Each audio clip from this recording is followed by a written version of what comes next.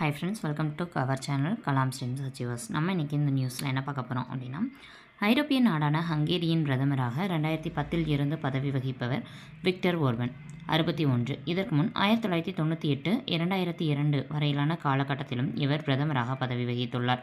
இவரது ஆட்சி காலத்தில் ஹங்கேரியில் நீதித்துறையின் சுதந்திரம் பறிக்கப்பட்டுள்ளதாகவும், ஜனநாயக நடவடிக்கைகள் நசுக்கப்படுவதாகவும், சர்வாதிகார போக்குடன் செயல்படுவதாகவும் எதிர்க்கட்சிகள் தொடர்ந்து குற்றம் சாட்டி வருகின்றன.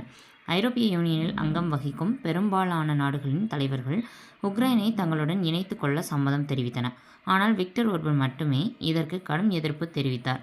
ரஷ்ய அதிபர் புரினுக்கு மிகவும் வேண்டப்பட்டவர் என்றும் இவர் மீது ஒரு கருத்து நிலவுகிறது. உக்ரைனில் ரஷ்யாவை ஒருபோதும் போர்க்களத்தில் வெல்ல முடியாது. பேச்சு நடத்தி இந்த பிரச்சனைக்கு தீர்வு காண வேண்டும் என அழுத்தம் திருத்தமாக இவர் கூறி வருகிறார்.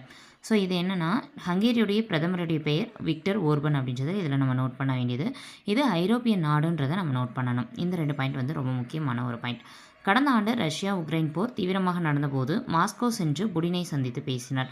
இதற்கு மற்ற ஐரோப்பிய நாடுகள் கடும் எதிர்ப்பு தெரிவித்தன. இவர் தற்போது நம் நாட்டின் கேரளாவில் குடும்பத்துடன் சுற்றுப்பயணம் செய்து வருகிறார்.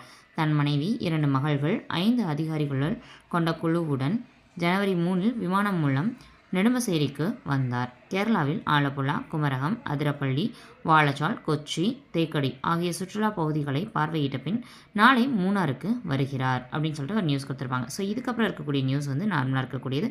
ஸோ இதில் இருக்கக்கூடிய நியூஸில் எந்த நியூஸ் வந்து நம்மளுக்கு எக்ஸாமுக்கு நடப்பு நிகழ்வுகளுக்கு தேவைப்படுமோ அந்த பாயிண்ட்ஸ்லாம் நீங்கள் நோட் பண்ணி வச்சுக்கோங்க. முடிஞ்ச வரைக்கும் நோட் போட்டு நோட் பண்ணுங்கள்.